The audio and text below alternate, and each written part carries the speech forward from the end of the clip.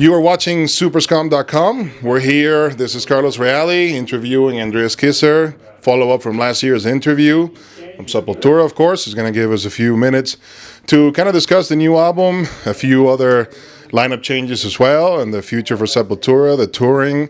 So basically, we're going to bug him again with a few questions, not as many as the last time, but we're still going to have fun with it. And basically, well, you have been touring for the Kairos album by now extensively. And how has been the reaction for the fans around the world for the new album after it came out? Because we talked to you before it came out. So, yeah, it's been great, man. Fantastic. We had like some really cool expectations about the album. We had a really good time writing and recording. You know, it's a very intense album that talked about ourselves, our history, etc. And it came out last July, and then we were in Europe right after, you know, we were here in the States.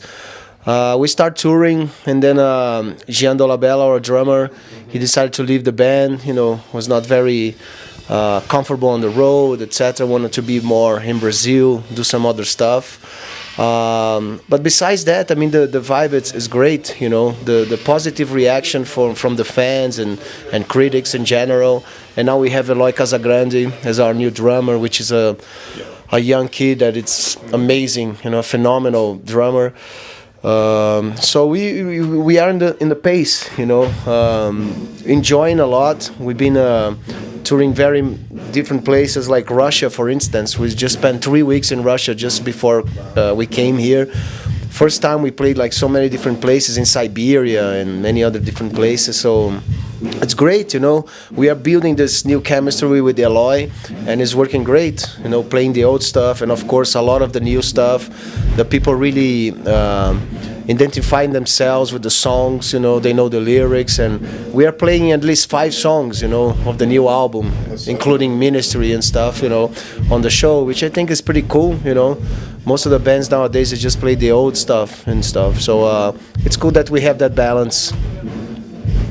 And, you know, over here in the U.S., we're very deprived of heavy metal festivals. We have one of the bigger ones is Prog Power in Atlanta, Georgia. You know, a shout out to Glenn, by the way, pretty much the person in charge of it. We have a few other festivals here and there. And then we have over-commercialized touring festivals like Rock Mayhem Festival, which, by the way, Slipknot's, it's actually headlining over Slayer this year, which is unbelievable. But anyway, basically you did Wacken last year, and you're doing Wacken this year as well, right? How was that experience? And also you are set up to do the Barge to Hell, right? Yes. In December. So your expectations, your experience from Wacken last year, 2011, and the upcoming Wacken as well, give us a little insight into that festival mentality, what it's like for a band to be there with such a lineup. So basically your thoughts. I think the festivals are one of the best things in the world, you know, to play for such big crowds, you know, great stages and many bands that you meet so many different times on the road, many friends, you know, not only the musicians, but the crew and all the people that work together and stuff. Great vibe, you know, it's one of the best vibes ever. And you were talking about the festivals in the States, you know, and we are confirmed on the Metallica Fest, you know, the Orion Plus Fest, which is, you know, it's an amazing idea. I think that's the whole point of Metallica doing this in the States, you know, to bring that kind of experience of the great festivals in Europe and South America, and to bring that to the States, you know. And we're very happy to be a part of the first one. We're gonna be in Europe, but we're just coming to the States to do this one, you know. So hopefully this is something that will work for the future, you know, and probably we'll be traveling around the country, like Ozfest, you know, started just small and then went so big and stuff, you know. So I think it's great. I mean, Wacken, it took so long for us to be there, and once we were there, now we are in the 2nd year in a row. It's great.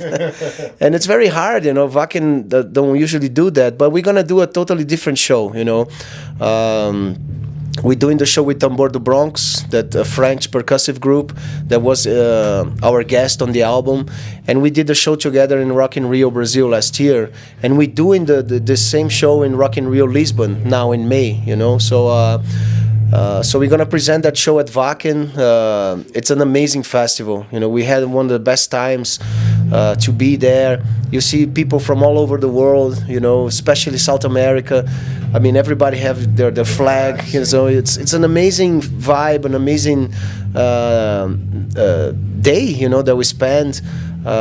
You see like great musicians like Rudolf Schenker walking around, and Mile from Creator just talking, on the catering and stuff. It's great to have that kind of contact, to talk about not only specifically about music, but anything, family and sports, whatever. It's great to have that kind of. It's a privilege, to have that kind of contact and stuff. So. Hopefully the stuff will happen more in the States. In Brazil, it's going, great. We have great festivals. We're just gonna have one now at the end of the month in the north of Brazil, Metal Open Air Festival, and Megadeth will be there, Anthrax, and many other Fear Factory and many other bands, and it's a ballsy move, for the promoter to bring the festival such. In a remote part of the country, in the north of Brazil. But I think it's the good chance that it's the first one, so hopefully it'll be the first of many to come. Yeah, no, and it has to be sometimes usually at a remote location so that everybody can go there and have the full experience. That's what happened in Europe. And yeah, exactly. It's away a little bit, How were the shows with Anthrax last summer that you were going to go to Europe and kind of do some shows with the band, playing for them? How was that experience? How did it turn out? Dude, it was amazing. It was just I was so happy, honored, to be there. It was 2 weeks, with Anthrax, 5 Big Four shows, in Europe, like Italy, France, England, Sweden, and it's hard to find words, to define.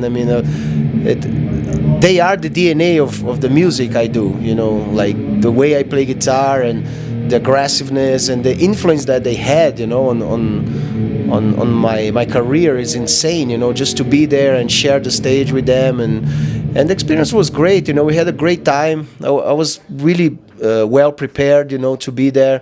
Scott Ian was very helpful, during the time to prepare for backing and stuff. He was he was ready for any doubts that I might have and stuff, and the guys in the band, received me with open arms. I felt at home. I'm very thankful to everybody, the band and the crew, and the vibe was great backstage. Especially on the Big Four.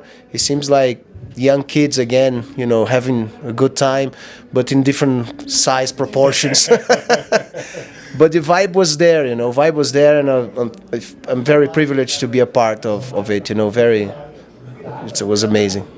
And yeah, all this, we talked about it. We had our interview. Remember the first one we did with you was almost exactly a year ago. It was May 16th last year, so 11 months in a day, pretty much. And I know, and so much has happened. And you did mention something that, of course, I wanted to ask you about. You have Eloy Casagrande now in the band. He's 21 years old.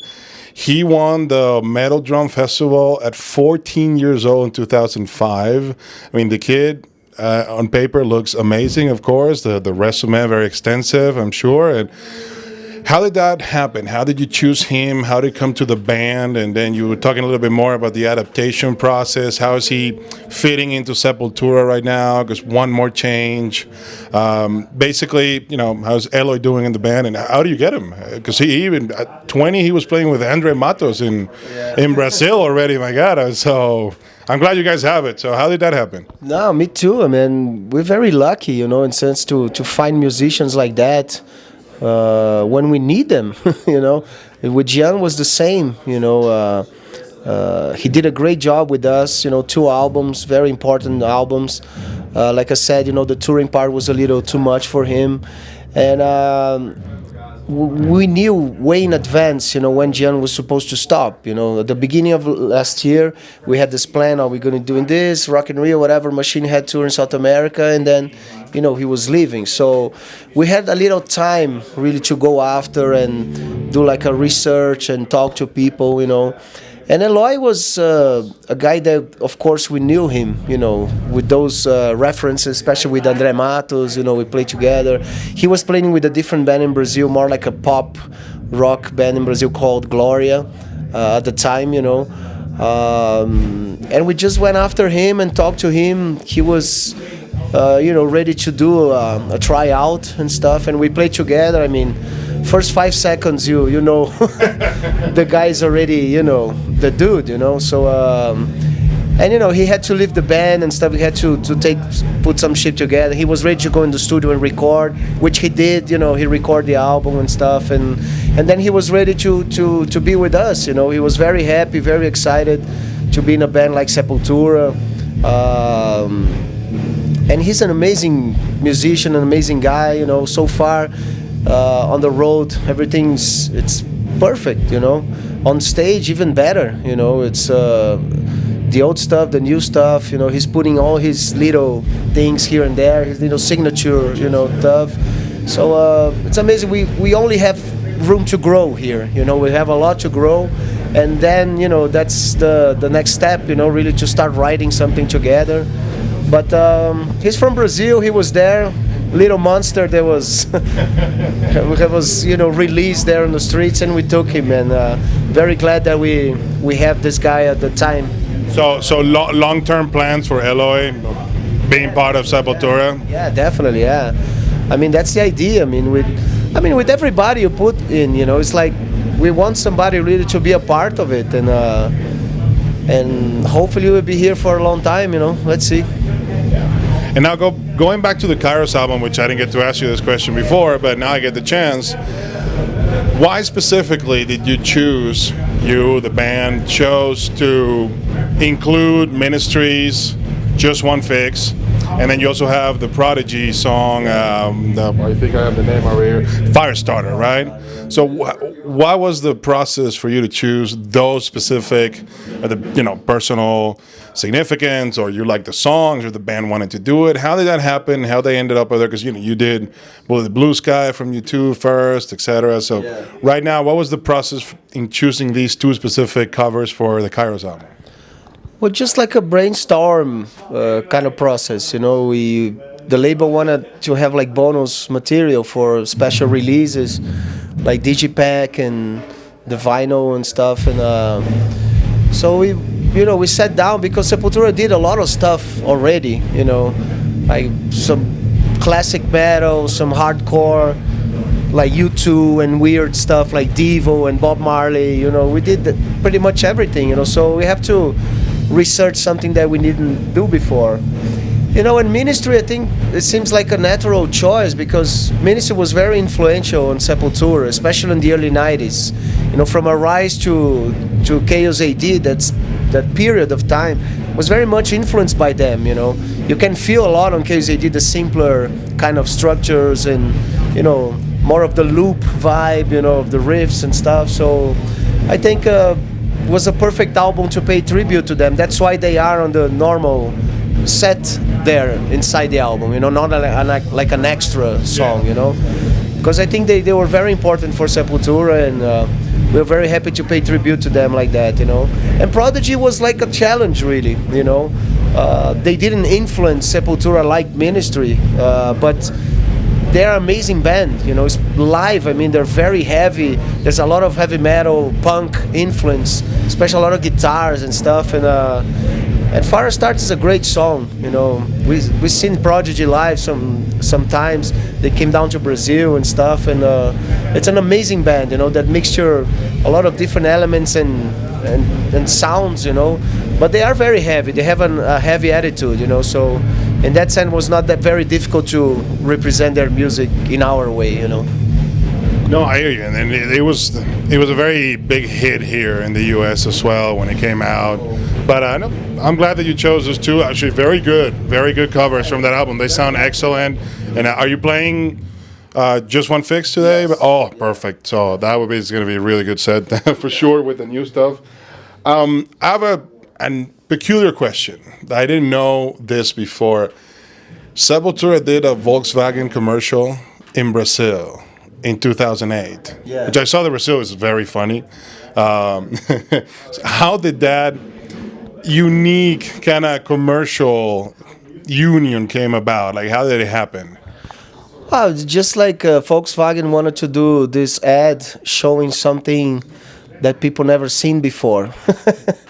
And it was interesting because we have to record, do the bossa nova ourselves, and especially Derek, singing in Portuguese, and so it was great, it was a great experience and was very successful, was everywhere in Brazil, in the airports and internet and stuff, and it was really cool. I think the mixture, of Sepultura and Volkswagen, the way they portrayed the new car and stuff was really, really cool, and was a great, cool experience, I think usually people they are scared to link their brand to Sepultura, Heavy metal. because heavy metal and, you still that kind of have that image of violence and stuff, which is all bullshit, It's very peaceful, like shows everywhere are so great, people help each other and stuff, and people don't see that, But it was great to have that chance and to show that we were capable of doing something else, only for a joke, but it was very serious for us. It's a really good commercial. You're sitting there with an acoustic guitar. You can see Paulo really into the bossa nova beat. Actually, go check it out on YouTube. I'm sure you can find it, and it's really good. But I just wanted to see, because you don't get too much branding association, especially with heavy metal acts in any way nowadays, and for the history. But we are a very tight-knit community.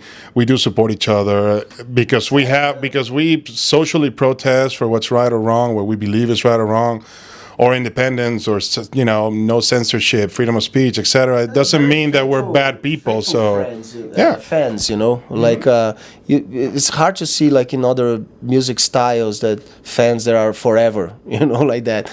Even though like people change, they cut their hair, they're working on whatever business and stuff, but they still listen to the music, they still have in their blood, they still go buy tickets to see the shows and stuff. It's like forever. A metal fan, it keeps their vinyls, it keeps their old shirts, stuff like that, which is great. Yeah, of course, man. It's just very important for us, So this is very special, and it shows like a kind of a unity, around that. It keeps the style alive, regardless of the MTVs and all that bullshit that are changing so much, very often. Well, they don't show music videos anymore, so we don't even talk about them anymore. But it's good to see a tour finally with really good acts all over the bill. Because sometimes you do have a hard time finding. But to each their own. We all have their different likes and dislikes for bands or not. But this one, thank God you came up with this one. It's really good. All four bands, even Havoc. Havoc is a band from Colorado, and they're supporting you. So we're actually a little Colorado pride too on that one. And a shout out to the guys too. And definitely. So how's it been with them as well? Great, man. They're a great bunch of guys. Very energetic. A lot of urge. A lot of energy. It's great. Great to see that everybody's on the same page. It wasn't easy really to put this together, but I was very happy. We were very happy that we finally got a really cool package in the States, with a great label, with a good album and stuff. So it makes total sense that we're here, doing stuff. So it's great, man. Can't wait to have more chances to come back to the States. It's the hardest place of the world to work, and but it's great.